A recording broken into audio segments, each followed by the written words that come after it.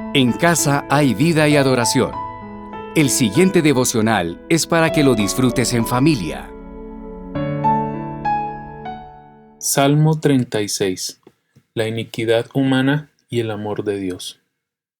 Dice el pecador: ser impío lo llevo en el corazón.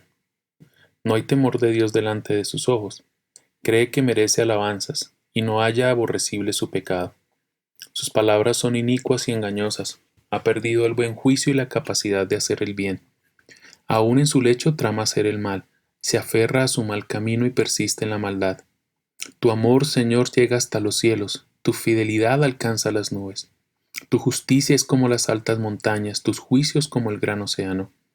Tú, Señor, cuidas de hombres y animales. Cuán precioso, oh Dios, es tu gran amor. Todo ser humano halla refugio a la sombra de tus alas. Se sacian de la abundancia de tu casa.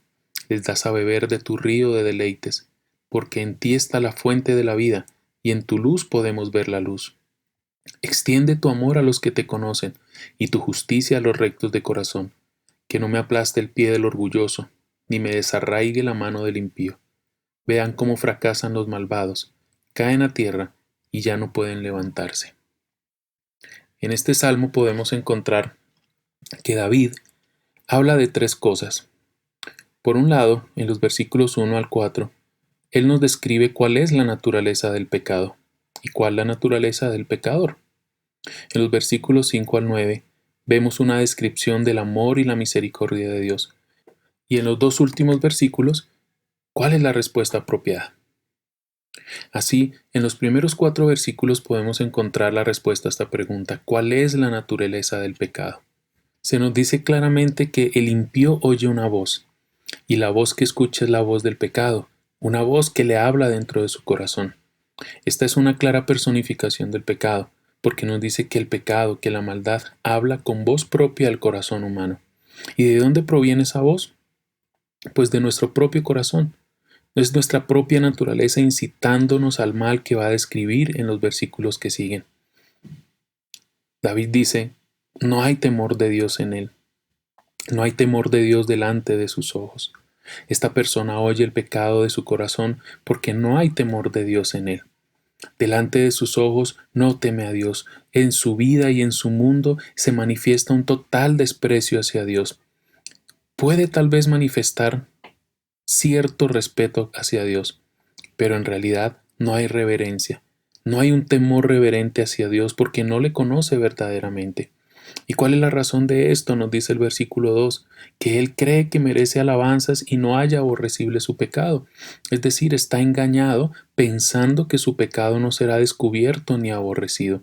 Él piensa que está haciendo lo correcto. Él, aunque pudiera en algún momento estimar algunas cosas malas en su vida, realmente no está convencido de su pecado. Ha hallado razones y ha hallado autojustificación para su maldad. Ha justificado de muchas maneras su pecado al punto en el que está engañado pensando que no vendrá consecuencias de esa maldad. Por eso dice David que él cree que su pecado no va a ser aborrecible. El versículo 3 nos dice que aún con sus palabras se manifiesta su maldad, porque sus palabras están llenas de iniquidad y engaño. Ha perdido la sensatez para hacer el bien, es decir, ha perdido el juicio, esa capacidad de discernir entre lo bueno y lo malo.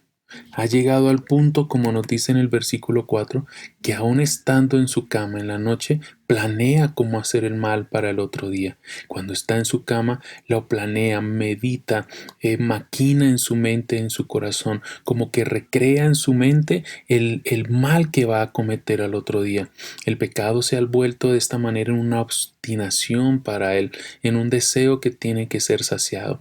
Se deleita en el mal que hace, planea cómo hacer mal a otros, planea cómo pecar, pero al mismo tiempo planea cómo no ser descubierto en su pecado. Es como lo que dice Miqueas 2:1, que hay de aquellos que planean la iniquidad, hay de aquellos que traman el mal en sus camas, porque al clarear la mañana lo ejecutan porque está en el poder de sus manos. Entran en un estado de insomnio porque están planeando la maldad para el otro día. Mira en estos 4 versículos cómo el salmista nos describe a la persona. nos dice que es impío, nos habla del corazón, nos habla de los ojos, nos habla de la boca, pero también usa palabras para describir el pecado, la transgresión, la iniquidad, el engaño, la obstinación. Ahora, une estas dos descripciones, la de la persona y su pecado, y entenderás cómo la maldad, cómo el pecado ha afectado todo en la vida, todo en el corazón, la mente, las emociones, la voluntad de cada persona sobre la tierra. En el corazón, los ojos, la boca, que habla de nuestra voluntad, nuestros sentimientos, las cosas que vemos, las cosas que tenemos delante nuestro, las cosas que hablamos, las cosas que planeamos, dice la Biblia, ha sido afectado por el pecado. Y realmente es muy triste, es una descripción desgarradora, es una descripción triste en lo que es el pecado, es una descripción realmente sombría. ¿Pudiera alguno pensar entonces que no encaja dentro de esta descripción que hace David acerca del hombre pecador? Pero debemos recordar cómo Pablo escribe a los romanos diciendo que unos y otros todos estamos bajo pecado, que no hay ser humano que se haya escapado de las consecuencias que ha traído el pecado sobre cada uno. Todos hemos sido infectados por el pecado desde lo más profundo de nuestro corazón. Es como lo que David va a expresar en otro de sus salmos: pecador me concibió mi madre. Así nos ve la Biblia.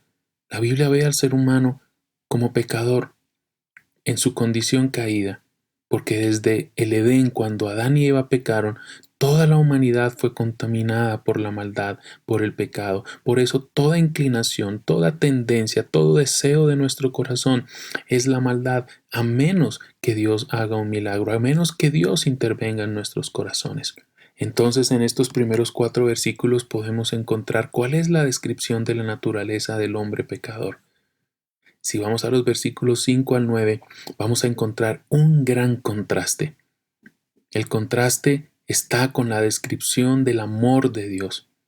Es la misericordia y el amor de Dios, esta grandiosa y maravillosa expresión del carácter de Dios. Y David hace uso de la naturaleza para hacerse una idea de algunos atributos de Dios. En los versículos 5 al 9 dice: Tu amor, Señor, llega hasta los cielos, tu fidelidad alcanza las nubes, tu justicia es como las altas montañas, tus juicios como el gran océano. Mira estas palabras: cielos, firmamento, nubes, montes, abismos, para describirnos la misericordia, la fidelidad, la justicia y los juicios de Dios.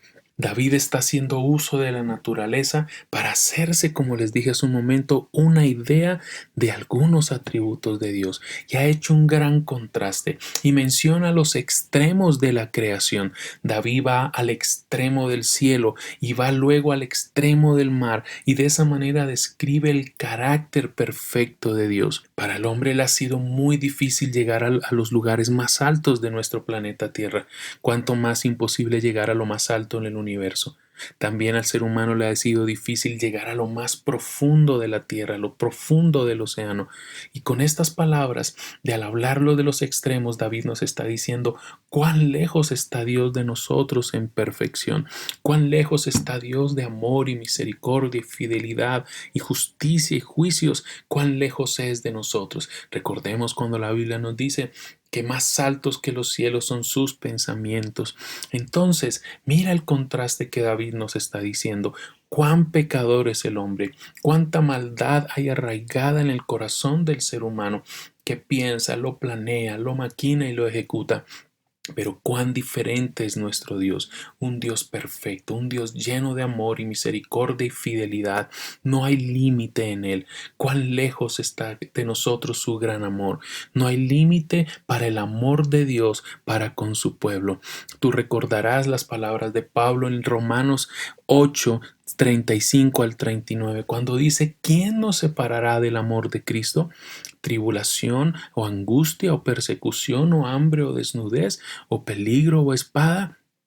Tal como está escrito: por causa tuya somos puestos a muerte todo el día, somos considerados como ovejas para el matadero.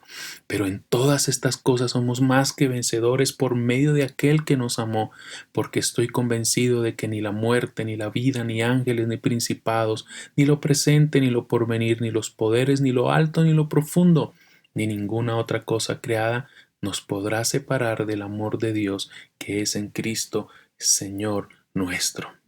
Mira qué hermoso esto. No hay límite para el amor de Dios por su pueblo. Pero también podemos decir que no hay ningún lugar que esté fuera del alcance de su amor para nosotros. Es como el salmista expresó en el Salmo 139 en los versículos 7 al 12.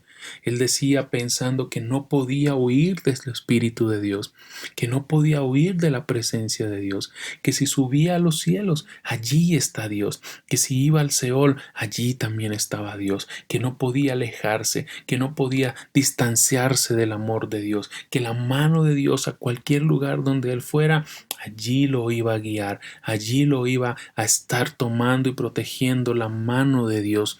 Entonces, volviendo al Salmo 36, podemos encontrar en este gran contraste que no hay lugar ni límite fuera del alcance del amor y la misericordia de Dios. Donde estés, si has creído en Él, si has corrido a Él, si has puesto tu fe en el Señor, la Biblia está diciendo que ahí te cobija su amor, ahí te alcanza su amor, ahí te resguarda su amor. Es lo que encontramos en el versículo 7 de este salmo. Cuán precioso, oh Dios, es tu gran amor. Todo ser humano halla refugio a la sombra de tus alas. Esta es una expresión muy hermosa que se repite en varios salmos. Si recuerdas y puedes leer después en el Salmo 17, verso 8, guárdame como a la niña de tus ojos, escóndeme a la sombra de tus alas. En el Salmo 57, 1, ten piedad de mí, oh Dios, ten piedad de mí, porque en ti se refugia mi alma. En la sombra de tus alas me ampararé hasta que la destrucción pase. Y en el Salmo 63, 7, porque tú has sido mi socorro y a la sombra de tus alas canto gozoso. Aquí vemos una transición entre la naturaleza de Dios y su favor para con sus hijos. Es algo que aun siendo tan demasiado maravilloso para nosotros, la Biblia nos dice que Él se ha acercado y nos ha dejado bajo su refugio. Nos deja, te deja refugiarte y refugiarnos en Él. La expresión es ampararse bajo las alas de Dios. Los justos vienen a su Dios de un carácter extremadamente bondadoso y misericordioso en busca de nido para cobijarse bajo sus alas. Oh Dios, Señor mío, en ti me refugio todos los días, dijo el salmista. En el Señor me refugio, era su oración. Protégeme, oh Dios, porque en ti me refugio. Y vez tras vez el salmista tenía en mente que podía correr a Dios y estar allí protegido, estar allí refugiado.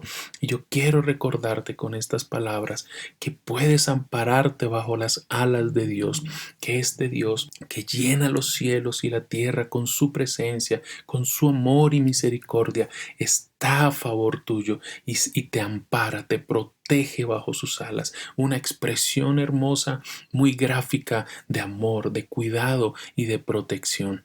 Luego en el versículo 8 dice que se sacian de la abundancia de tu casa. Es decir, hay tantas bendiciones en Dios que puedes ser saciado por ellas. Recuerda Efesios capítulo 1 dice que hemos sido bendecidos con toda bendición espiritual en Cristo Jesús, que el que confía en Dios, el que ha venido a Dios por su gracia, por medio de Jesucristo, puede ser completamente saciado por Él.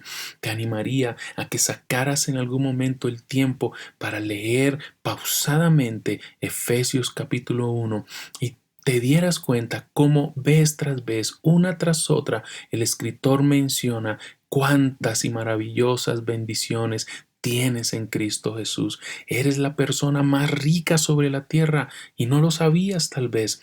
Eres la persona más afortunada, más bendecida por estar en Cristo. Vive con esas bendiciones. Vive disfrutando de todas y cada una de las bendiciones que allí la palabra te dice que tienes en Él.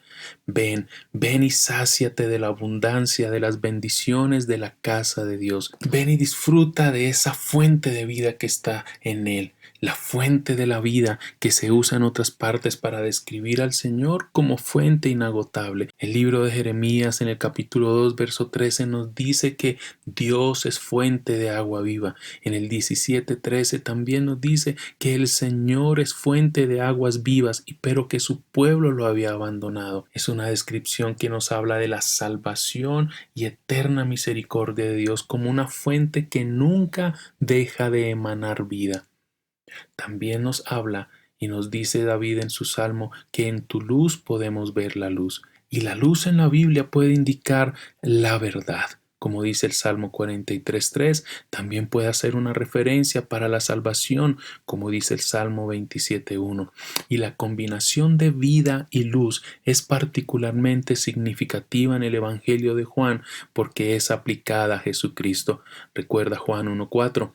En él estaba la vida, y la vida era la luz de los hombres. Y en Juan 8:12, a Jesús les habló otra vez diciendo: Yo soy la luz del mundo. El que me sigue no andará en tinieblas, sino que tendrá la luz de la vida.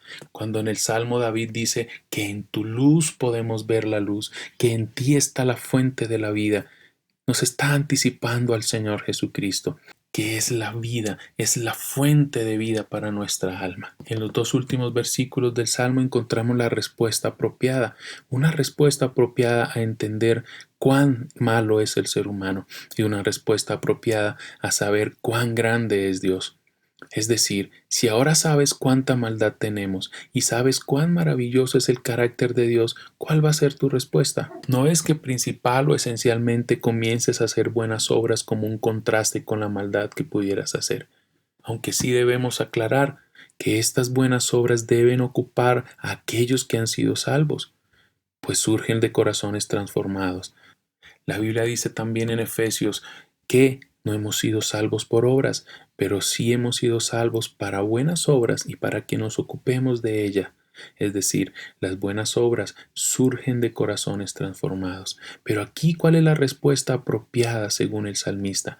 Y la respuesta sería pedir la misericordia de Dios. Si entiendes la maldad que está arraigada a tu alma, si entiendes que has vivido alejado del Señor y al mismo entiendes cuán grande es la misericordia de Dios y que su perfecto amor está disponible para ti, la respuesta apropiada será que pidas su misericordia. La expresión que usa David es en el versículo 10: extiende tu amor a los que te conocen. Extiende, continúa tu misericordia y tu justicia para los que te conocen. Mira esta imagen, extiende. Imagina las alas de un ave siendo extendidas. Recuerda que en el verso 7 él ha dicho cuán grande es tu misericordia, por eso los hijos de los hombres se refugian bajo tus alas. Unas alas de un ave siendo extendidas como una acción maternal de un ave protegiendo, cuidando. Y esa debe ser la oración que nosotros debemos también hacer a Dios. Que Él extienda las alas de su misericordia sobre nosotros, que Él extienda las alas de su amor y misericordia para nuestros hijos y después de ellos a todas nuestras generaciones. La Biblia dice que Él tiene misericordia hasta 1000 generaciones, para que nuestras generaciones entonces le amen, le sirvan y vivan para Él, para que conozcan también al Señor Dios como su Salvador. David va a terminar el salmo luego de ver la maldad de los hombres y ver la naturaleza perfecta del carácter de Dios y cómo Él es bondadoso, va a decir al final que vendrá un juicio sobre el pecador. Vean cómo fracasan los malvados, caen a tierra y ya no pueden levantarse. Esa es la otra opción, negar a Dios, aun sabiendo quién es Él, seguir huyendo y escondiéndote de Dios. Pero la Biblia te advierte que no sigas en ese camino, porque vendrá el fracaso, caerás a tierra y no podrás levantarte. Pero hoy es el día de salvación, hoy es el día en que mires al Señor y veas a su amor a través de la persona de Jesús, porque dice la Biblia que Él amó de tal manera que dio a su Hijo para que los que creen en Él tengan vida eterna. No esperes a caer para no poder levantarte. Hoy levanta tus ojos, inclina tu corazón al Señor y acude y refúgiate en su gran misericordia. Quisiera que algunos pensamientos te acompañaran durante el día. Piensa en cuán grande es tu pecado, pero al mismo tiempo piensa cuán grande y maravilloso es el carácter misericordioso de Dios. Y también pide durante el día su misericordia para ti y los tuyos. Ten momentos de oración en los que pidas que Dios extienda su misericordia sobre ti. Comparte con otros este devocional y lo que has aprendido en él. Y recuerda, Jesús nos da vida y respondemos a Él en adoración. No dejes de orar. Aparta un tiempo especial para Dios. En casa hay vida y adoración.